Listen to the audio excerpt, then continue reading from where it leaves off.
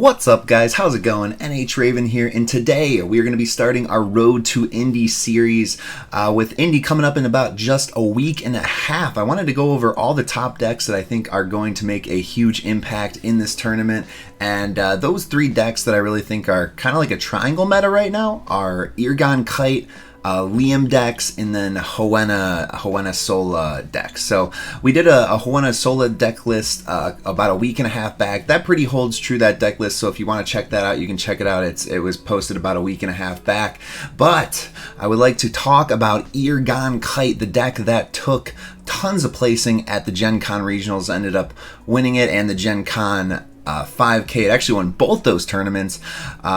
I want to talk about how strong this deck actually is, and the fact that I don't think it was even optimized to play against the current meta. So we have a swapped up list here, which what I think will be a very good meta call for the decks that I think that we are going to end up seeing there. So without further ado, let's get right into this list. So we got Ergon the Tragic Gargoyle, guys. This card is going to be busted for a very long time. Exhaust, send the top two cards of your deck to the discard zone. Exhaust, pay one, put target unit from your discard zone onto the top of your deck. So I can only imagine the crazy archetypes that this guy is going to be able to abuse in the future. But even right now, he's crazy because you're milling off the top of your deck, making all of your Yamis live and Philosopher stones, and even just him in and of himself lets you play from your discard. Any unit in your discard, you can basically just pay one mana to make sure you're drawing it the next turn.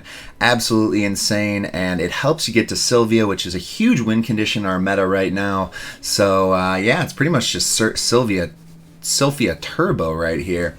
So let's get into this next. We got Kyte, the Air Spirit. Kyte is strong and was actually in all 8 of the Gen Con 5K top 8 decks. And overall, it just bounces the air units, untaps a mana, lets you keep abusing Sylphia and all the other strong air cards, letting you bounce back. The Skytree Hawks for draw is a very solid card, and then the Soul Burst is always a threat, stopping your opponent's final pushes, things like that. So let's get into the main deck. We got 3 Delayed Poison. This card is insane at a 1-drop, being able to attach it to any of your opponent's units. It was actually ruled now that when you attach an augment, it is like an ability. So there are ways around it. You can Longinus, you can Ayakuma Juggernaut, you can bounce back your units with Kyte, but for 1 cost, this card is insane. Shard Beasts are going to be running into this face first all day long. A 3 of for sure in every dark deck. Next, we're playing 3 Failed Golem.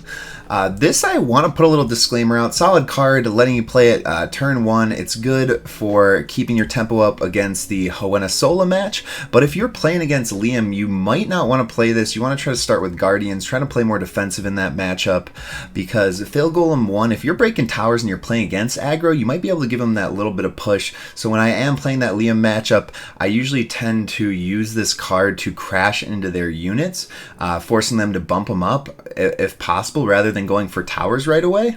So instead, we're also playing 3 Argent Egg, which is kind of our alternate 1-drop for consistency and blocking the aggro decks early on. I expect to see quite a lot of Liam Kyte and Liam Fizzy, and even I mean, honestly, all the Liam decks are solid.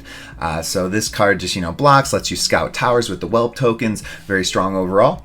We got 3 Golem of Devourment. So this guy is just the floater, the Mystic Tomato for days. Ergon can stack him back up to the top of the deck to give yourself an extra Guardian every turn. So this is what all the aggro players hate to see, but you love him. He's a great card. He's also a Golem target for Philosopher Stone, all that stuff if they do get through him. Next, we got 3 Omega Magic Yami. This was the card that price spiked over the past couple of days. Actually doubled in price from like 20 to 40 bucks. It was just a big buyout. I don't know if that price will end up sticking, but it's a very, very strong card. Making it even better is if you have 2 towers or less, you're dealing 1,000. So that can help clear up some boards, and then you bring in any unit that you want that is a 3 cost or less, bringing back Rudy's, bringing back Hellish Guardhounds, Golem of Allurements to steal things, Avarice to make them discard. Just a very, very strong card. Yami's going to be good for a while. Then we got 3 Dusk Strike. All you got to do is have a dark unit up. Target unit gets minus 2,500 this turn. It's very reactive. That's why I chose to play this over some of the other dark spells in the deck. And Dusk Strike is also going to be a good card for quite a while. And it's only 2 cost and insta speed, so very good. Then we're playing 1 Acid Monger for all of those Quorum's War Rooms, all the augments that you want to pop. It's really just a toolbox card. Good card, and for 2 mana you can stack it if you need to. Just good for the toolbox.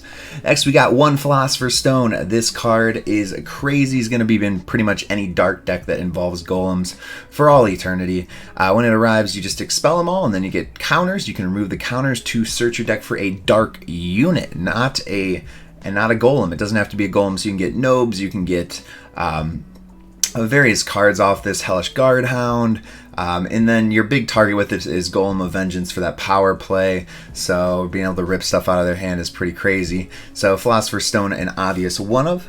Then we got 3 Hellish Guardhound, kind of holding true to the anti-Liam, anti-aggro playstyle of this deck.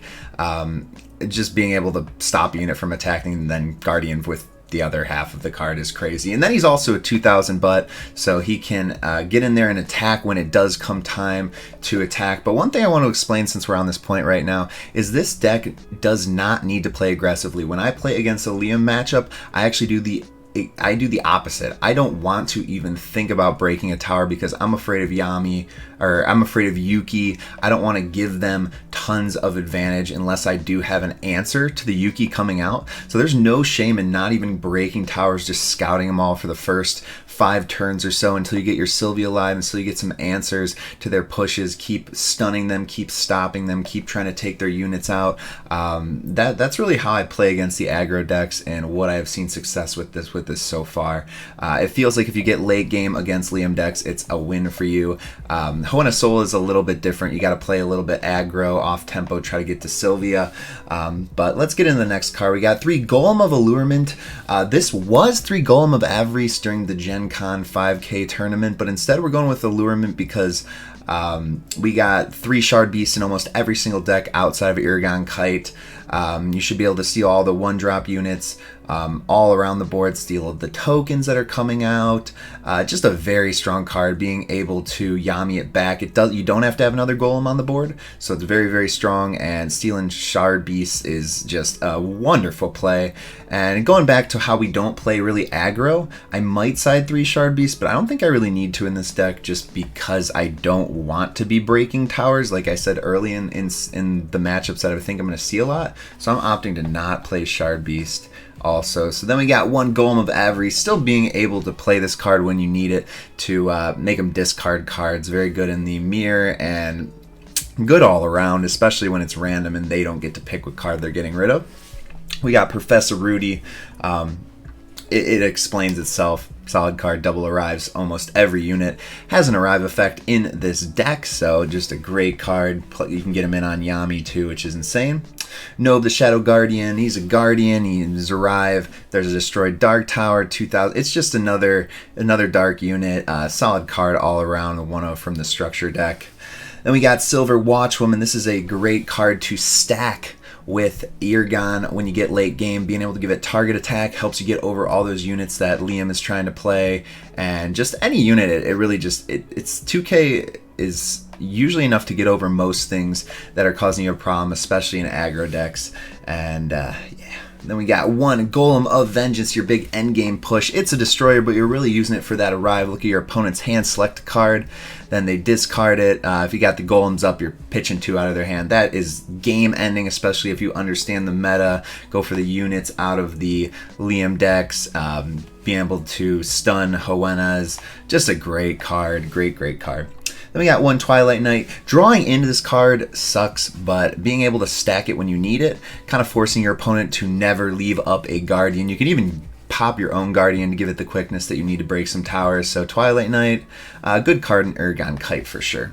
So then we get into the air cards, the green cards in the deck. We got 3 Omega Magic Kaze right here.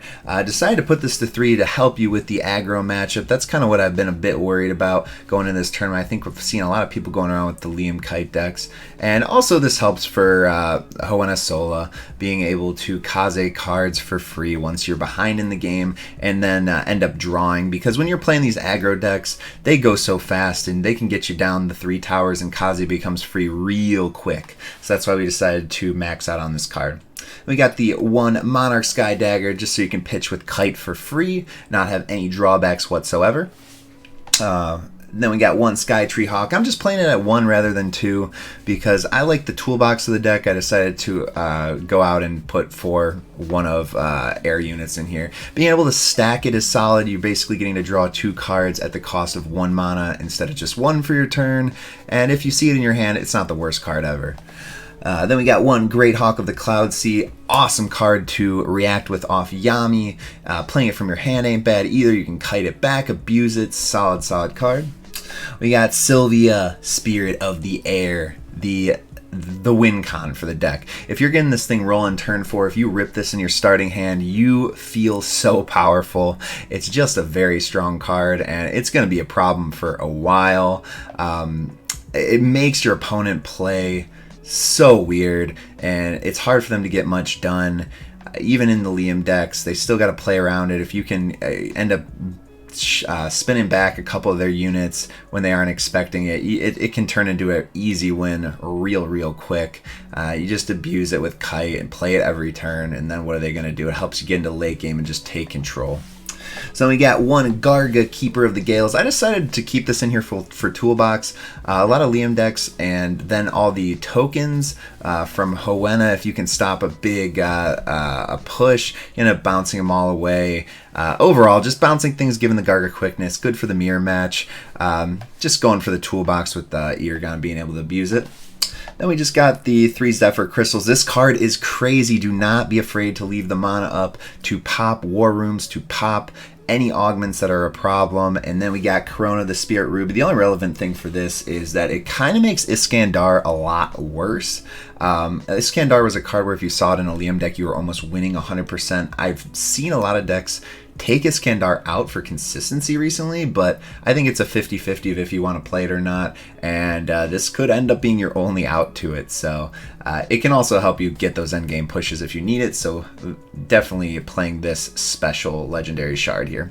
But thank you guys so much for watching the video. I appreciate it very much. We are going to feature a Liam deck coming in the next couple of days here. Make sure you guys sub on up, hop in the Discord, and thank you very much, and I hope I get to meet y'all at Indy. See you there. Peace out. Bye-bye.